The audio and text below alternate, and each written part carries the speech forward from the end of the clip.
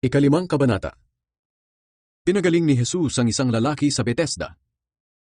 Pagkatapos nito, pumunta si Jesus sa Jerusalem upang dumalo sa isang pista ng mga Hudyo. Sa isang pintuan ng lungsod ng Jerusalem kung saan idinadaan ang mga tupa ay may paliguan na ang tawag sa wikang Hebreo ay Bethesda. Sa paligid nito ay may 5 silungan kung saan nakahiga ang maraming may sakit, mga bulag, pilay at mga paralitiko.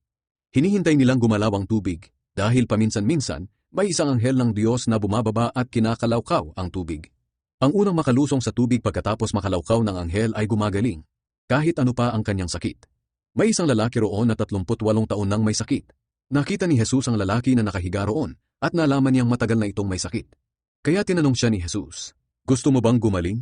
Sumagot ang may sakit, "Gusto ko po sana, pero walang tumutulong sa aking lumusong sa tubig kapag kinakalawkaw na ito. Sa tuwing papunta pa lang ako, nauunahan na ako ng iba."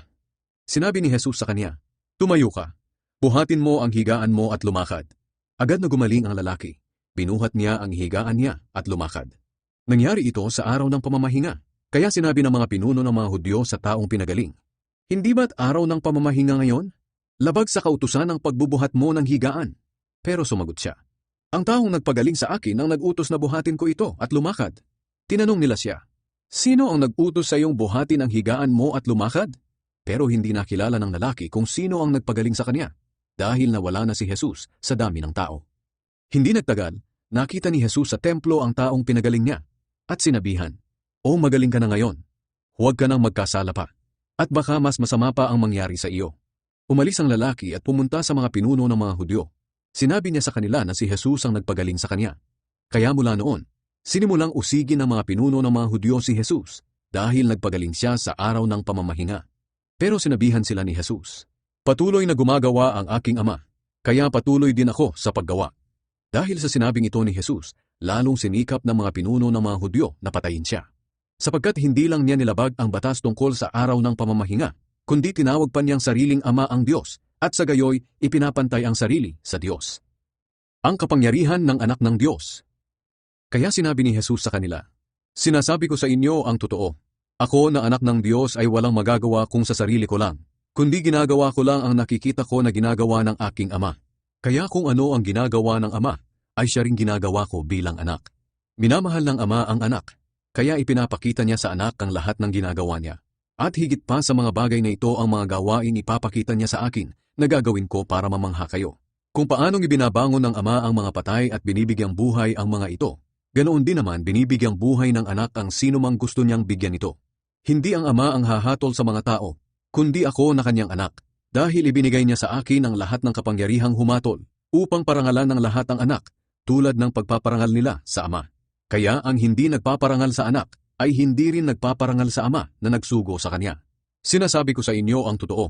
Ang sumusunod sa aking mga salita at sumasampalataya sa nagsugo sa akin, ay may buhay na walang hanggan. Hindi na siya hahatulan, sapagkat inilipat na nga siya sa buhay mula sa kamatayan. Sinasabi ko sa inyo ang totoo. Darating ang panahon at dumating na nga, na maririnig ng mga patay ang salita ng anak ng Diyos, at ang makinig sa kanya ay mabubuhay. May kapangyarihan ng Ama na magbigay ng buhay. Ganoon din naman, may kapangyarihan ako na kanyang anak na magbigay ng buhay, dahil binigyan niya ako ng kapangyarihang ito. Ibinigay din niya sa akin ang kapangyarihang humatol, dahil ako ang anak ng tao. Huwag kayong magtaka tungkol dito, dahil darating ang panahon na maririnig ng lahat ng patay ang aking salita, at babangon sila mula sa kanilang libingan. Ang mga gumawa ng mabuti ay bibigyan ng buhay na walang hanggan, at ang mga gumawa ng masama ay parurusahan. Ang mga nagpapatotoo kay Jesus. Sinabi pa ni Jesus, "Wala akong magagawa kung sa sarili ko lang. Humahatol nga ako, ngunit ang aking paghatol ay ayon lamang sa sinasabi ng aking Ama. Kaya makatarungan ang hatol ko, dahil hindi ang sarili kong kalooban ang aking sinusunod, kundi ang kalooban ng nagsugo sa akin.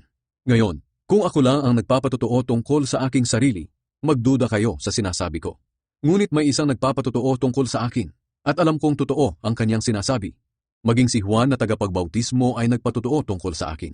At sinabi niya sa inyo ang katotohanan na magsugo kayo ng ilang tao upang tanungin siya. Binanggit ko ang tungkol kay Juan, hindi dahil sa kailangan ko ang patotoo ng isang tao, kundi upang sumampalataya kayo sa akin at maligtas. Si Juan ay tulad ng isang ilaw na nagliliwanag, at lubos kayong nasiyahan sa liwanag niya sa inyo, kahit saglit lang. Ngunit may nagpapatotoo pa tungkol sa akin na higit pa kay Juan. Ito'y walang iba kundi ang mga ipinapagawa sa akin ng Ama. Ito ang nagpapatunay na ang Ama ang nagsugo sa akin. At ang Amang nagsugo sa akin ay nagpapatotoo rin tungkol sa akin. Kailanman ay hindi nyo narinig ang tinig niya o nakita ang anyo niya. At hindi nyo tinanggap ang kanyang salita dahil hindi kayo sumasampalataya sa akin na kanyang sugo. Sinasaliksik nyo ang kasulatan sa pag-aakala na sa pamamagitan nito'y magkakaroon kayo ng buhay na walang hanggan. Ang kasulatan mismo ang nagpapatotoo tungkol sa akin, pero ayaw ninyong lumapit sa akin upang magkaroon ng buhay na walang hanggan. Hindi ko hinahangad ang papuri ng mga tao. Kilala ko talaga kayo at alam kong wala sa mga puso ninyo ang pagmamahal sa Diyos. Naparito ako sa pangalan ng aking Ama, ngunit ayaw ninyo akong tanggapin. Pero kung may dumating sa sarili niyang pangalan ay tinatanggap ninyo siya. Paano kayo sasampalataya sa akin kung ang papuri lang ng kapwa ang hangad ninyo at hindi ang papuri ng nag-iisang Diyos? Huwag ninyong isipin na ako ang mag-aakusa sa inyo sa harap ng Ama. Si Moises na inaasahan ninyo ang siyang mag-aakusa sa inyo. Dahil kung totoong naniniwala kayo kay Moises, maniniwala rin kayo sa akin. Dahil si Moises mismo ay sumulat tungkol sa akin. Ngunit kung hindi kayo naniniwala sa mga isinulat niya, paano kayo maniniwala sa mga sinasabi ko?